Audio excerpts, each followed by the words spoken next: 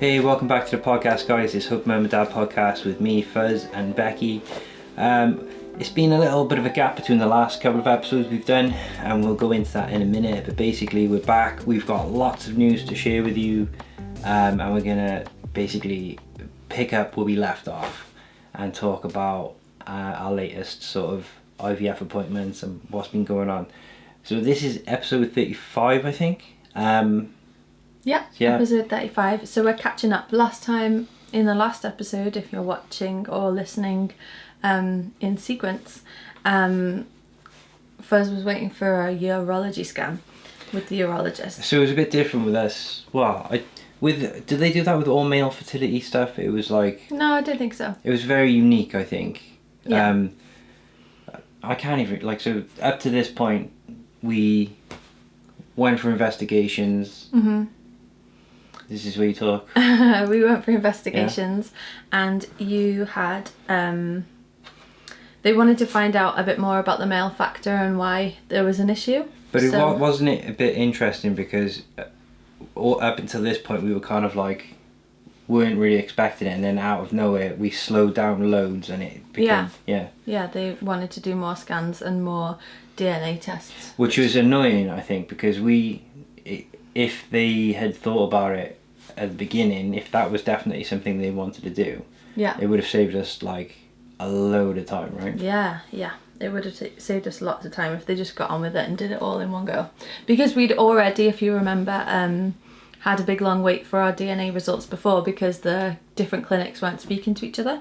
The results were just sitting there, and I asked for what the results were, and they said they couldn't tell me. So this time Fuzz had his urology scan at Landock, our local hospital, and we got a letter through the post. I think I was re-listening to the episode. I'm confused now. Like the chromosome DNA testing, that was when we went to the doctor, and it was months and months and months, and we phoned them up and they said it's not ready. Yeah, and then they did another DNA test on you as well.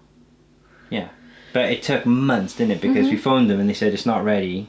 Then they said it is, but we can't tell you. And then they said we can't forward it on to another department because of some privacy thing. It was really frustrating anyway, so that was a pain. So following the scan, we got a letter to say that Fuzz's results were all fine, all clear. They hadn't really found anything. They checked me for Y chromosome damage or X chromosome damage. Something like that. So the DNA results were clear, and the scan was clear. I think there was a little varicule or whatever they're called. So the next step was to just leave that as it is. There was no finite cause or reason why you have a low count, so they were just like, okay, we can go ahead. Actually, that's more frustrating than finding out like a reason. It's a bit like unexplained infertility, isn't it? Yeah, except it's not unexplained because they say why we are struggling, because they've said it's male factor, but they don't know why you've got an issue.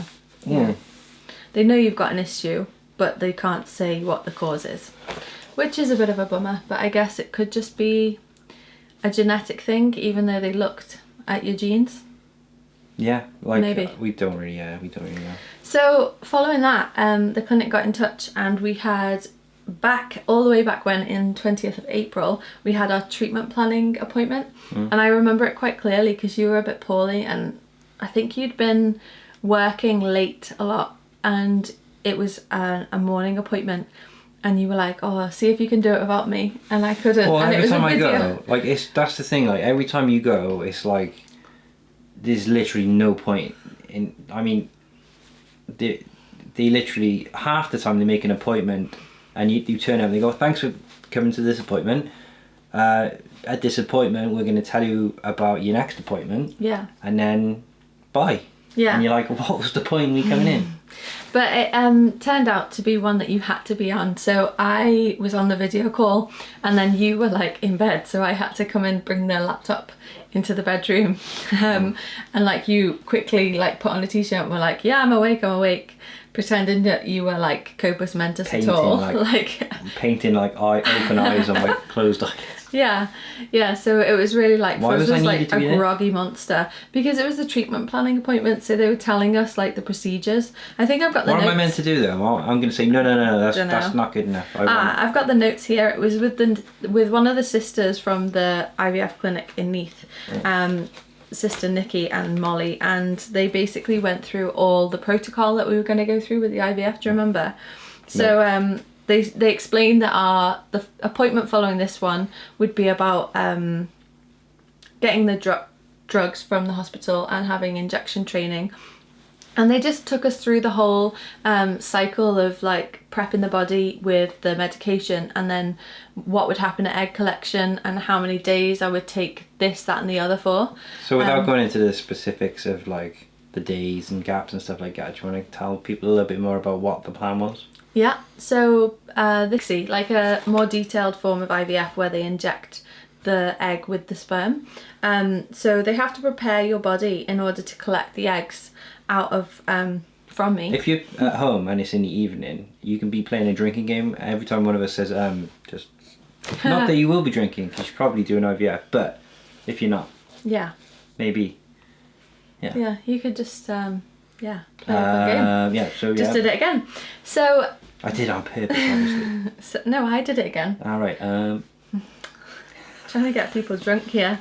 So the protocol is that they need to take control of my menstrual cycle. So like in most cases, they do that by medicating the women with something like northisterone. And you start... Hormones. Yeah, it's like a tablet hormone usually. Just a little pill that you take. And you start that on about day 21. And it says to take a pregnancy test. And then when you stop it, so you take it on day 21 of you take a pregnancy test before you start taking it because it can induce a miscarriage, which is quite triggering for lots of women who have been trying to conceive. So that is a pain. Yeah. And then on day 21 you start taking it. And The hormones, the pills, and then you take it for the length of time they tell you to take it for. I can't remember now, about a week.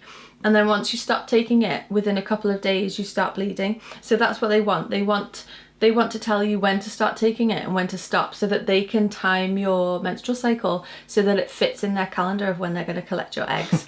Because they know how long they're going to stimulate your eggs for with the injections or tablets or however they're doing it, so that they can... They did say they would scan and check your follicles and there's stuff. a wiggle room in there because sometimes your body might not react properly to the stimulation, in which case you might need to inject yourself for a bit longer with the medication, or a bit less. They might need to adjust it, but you have frequent scans throughout that part.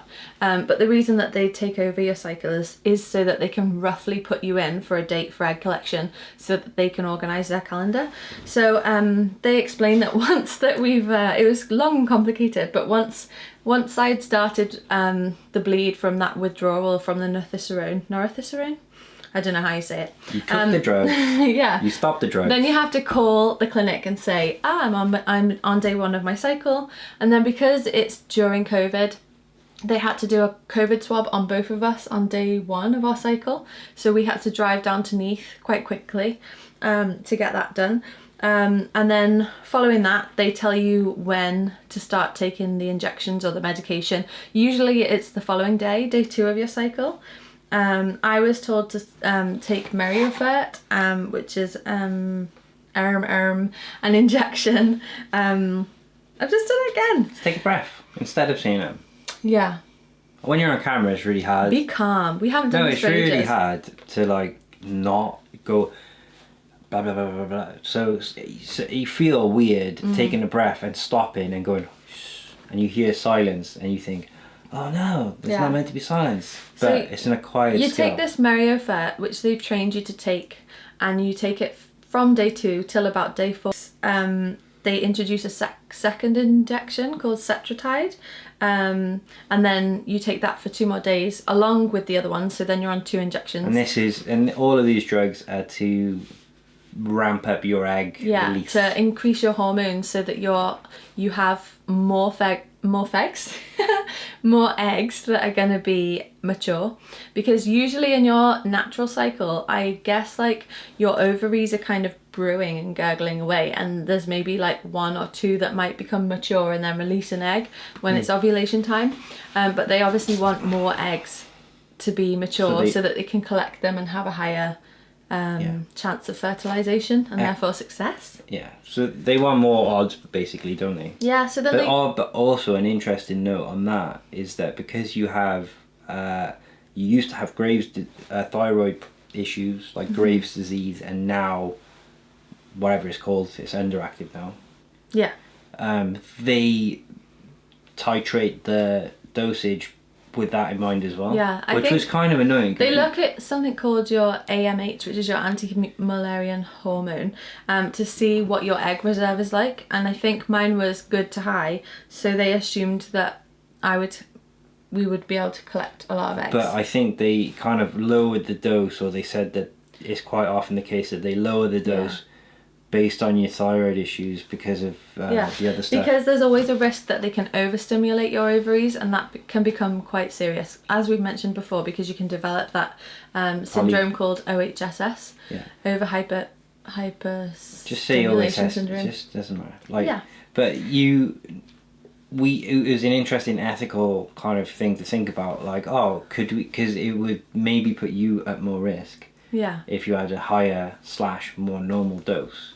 And we were talking about it, I think, and you said, and I said, well, if it lowers your odds of the cycle, but if you have a higher dose, it ups your odds of a successful cycle, but it ups the risk against you.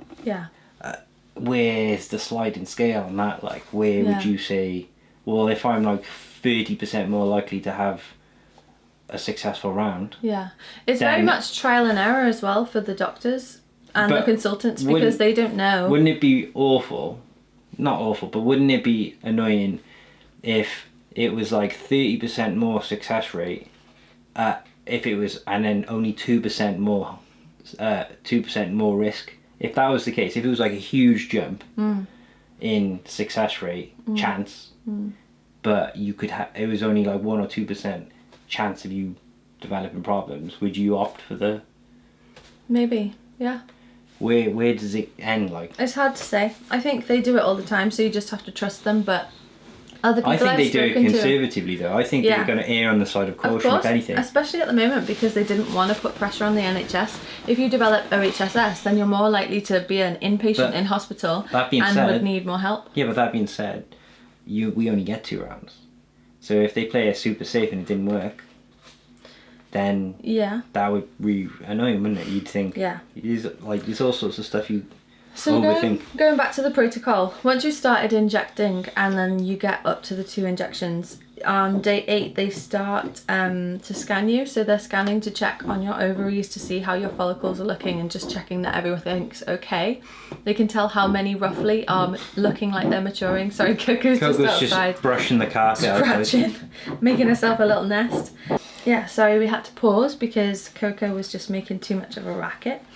So yeah, day 8 we had a scan and they had to have more COVID tests.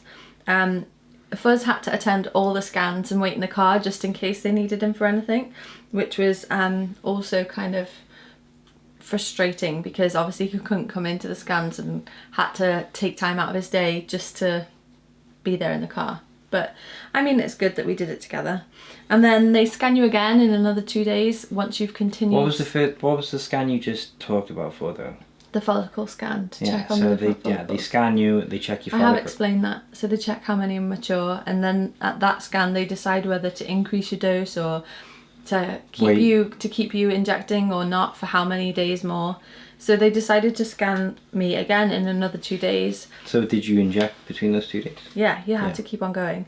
So they scan you again, and then they decide at that second scan whether you need to keep doing the stimulation with the medication or whether to book you in for egg collection. So yeah, it was long. And then they tell you at that second scan, if they book you in for egg collection, what time to do the final injection, which is called a trigger injection. And that kind of triggers the ovulation kind of process. And really encourages the eggs to mature. As far as I know, don't quote me on it. It's kind of a bit different to the other ones though. And they explained that like in egg collection, you're under sedation even though you're not under a general anaesthetic, so you're not asleep, but you must go with someone to the egg collection because you can't drive home. I mean, obviously you can get the bus or a taxi, but it's nice to go with someone. Fuzz wasn't allowed in at all. He just had to come up to the ward to get me at the end and carry my bag, but that was it. And then following that, you just have to I don't understand pessaries. as well, right, because in a week before or 2 weeks before, they ask you to come in, and I sit down and they talk to Becky about drugs and this and that and the appointment to tell you about other appointments, and I had to go to that one. Yeah, so Fuzz then had when to go there's- in for COVID tests, and he had to go in for the medication But when there's an appointment. actual like invasive thing where Where you'd Becky want was, someone with you. yeah, like it's like no, Yeah. Well, So that's always a pain. doesn't make any sense. Then they said that following egg collection, then we would have to have pessaries, and then they start to report you after a few days from egg collection. They tell you on egg collection day how many that they collected, and then in the following few days you hear from the embryologist to say how many have fertilised and then how many make it to day 5 as a blastocyst. And they also tell you at that day what date you should be taking a pregnancy test. And they explained, that on the same day Chris would need... why do I keep calling you Chris? Everyone on here knows you as Fuzz. Fuzz would need to do his sample, which is fun. And you asked if you could do it there because it's such a drive for us. I mean, on other occasions they've explained how it needs to be there within an hour. So imagine like listen to an previous action- episodes where Fuzz has like struggled to get to the Heath Hospital in Cardiff. It takes less than an hour to get there, but it can take over an hour. With traffic, so that is pretty stressful. danger zone. So he decided to opt to do it there, and that was that. But they didn't like it though. All of that information came to us via Zoom while you were half asleep, and while I was like nodding, smiling, taking as many notes as I could. It was weird though. They were like, they're keen to get you there and wait outside and not do anything, and then when there's an important thing to do and you're like, I don't want this to go wrong, they were like very trying to get you. I think they was trying to make me not do that. But imagine that, all this egg collection and injections and everything going on, and then it goes out the window. They explain that they don't want you to do it there just because of COVID. They're trying to reduce footfall in the clinic. But and a week stuff. before, we go in and get told a bunch of stuff that could have been told to us over the internet. They also threw in on this appointment that are screening tests for the usual things they do, like HIV, sexually transmitted diseases, Hep A and B, all that stuff, blood tests and those other tests you have to do. They said that they'd lapsed because it had been such a long time that we'd waited. So they were like, so you have to come in for screening tests as well before you start this. So can you come in on Thursday at 3 p.m? So we had to jiggle things around. Pretty sure you have to do a COVID test before you go in for that test as well. I was really lucky that work were like really good at Imagine if you had like saying yes to a not appointments all so the time. good job, it would be terrible. Lots of people have to take annual leave for it, and it's really sad. So I'm really good that I work for a school and a local authority that are very understanding and just let you have these medical appointments. But I know it's not the same situation for lots of other people. So that was it in a nutshell. So obviously there's egg collection has coming up, and the treatment, our first IVF cycle is coming up. We've continued our talk of baby names. Yeah, and like girls' names just come really easy for some reason, and boys' ones we really struggle with. It's weird. Yeah. So, yeah. It's hard. I don't think there's any crazy ones at the moment that you would like. No, and it's annoying, isn't it? Because you like, it's all based off like experience. Like if you like a name, you would kind of think about people you know the name, and then the names can be nice, but then you know someone that's annoying with that name, and you're spoils like, a little bit for you. Yeah, so I think what are the next steps for us now after our... So following this treatment planning appointment we had on Zoom, we're gonna have those screening tests, and then go on to have our medication appointment where we collect the drugs from the hospital and have our injection training. So that's next. So it's looking like it was April, so it's looking like March, April, January, March, In a April, bit, couple of May. weeks after. Maybe May we'll start the process of doing the injections and everything. So that's it from us this episode, I'd say. So next episode we'll be dropping on schedule. We're back on schedule now. Kind of time traveling a little bit, doing things, but getting back to normal. But it's always good to hear from everyone. There's always like a really big community in the IVF community. We want to hear from you all, whether good news, bad news, wherever. If you just don't some people do it on their own, and I would hate that, which is why we're quite open about it, luckily, because we can be, but some people choose not to be. But we're here to talk. You can send us send us a message on Instagram or wherever. And not if you want to be anonymous, you've obviously got an anonymous account or whatever. So to those people who are going through this less vocally than us, don't be on your own. Just come and hang out. Yeah, come and Shoot us a say message. hello. Even if it's anonymous and stuff, we get it. Or any questions about what we've just talked about with the cycle. Obviously, We won't be able to answer them though, but like, we will. I'll be We'll like, do our best. yeah, that's a good point. Becky, over to you. Yeah. So that's it. We're signing off. Have a good day. Bye. Bye.